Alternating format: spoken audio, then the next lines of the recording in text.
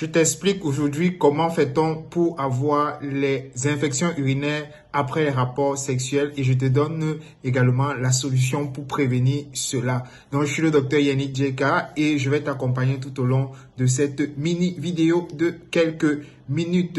Il faut déjà savoir que au niveau des lèvres et au niveau de l'anus, on a une bactérie ou on a des bactéries spéciales qu'on appelle les colibacilles. Et donc, pendant les rapports, avec les mouvements des rapports, ces colibacilles vont donc quitter dans l'anus et les lèvres et remonter au niveau de la vessie en passant par l'urètre. Ce qu'il faut savoir, l'urètre, c'est un petit conduit, c'est par là où vous urinez et il est très court chez la femme. Ça fait donc que lors des mouvements de pénétration et des mouvements de va-et-vient, le colibacille va se retrouver au niveau de la vessie. Et lorsqu'il va donc se multiplier là-bas, on très souvent atteindre 100 000 germes par millilitre. C'est là où donc vous allez développer ce qu'on appelle une infection urinaire basse, qu'on appelle une cystite. Et comment est-ce que cette cystite va se manifester? Elle va se manifester premièrement par l'envie d'aller uriner de manière très fréquente. Tout le temps, vous allez uriner, mais quand vous allez uriner, il n'y a que des petites gouttes qui sortent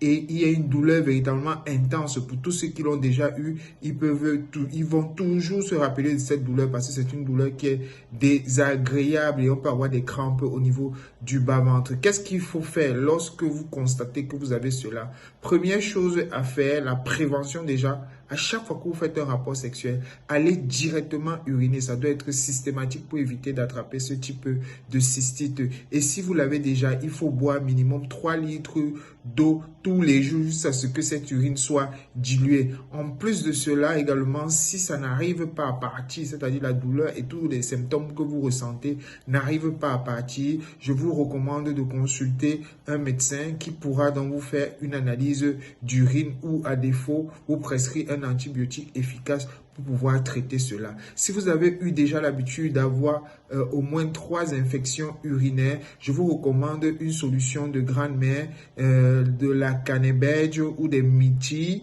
qui sont des noix ou des fruits assez particuliers qui vont vous permettre de prévenir donc les infections urinaires à répétition. Si vous avez aimé, je peux juste vous demander de liker, de partager. Sur ce, je vous aime avec beaucoup d'amour et d'affection et à très bientôt.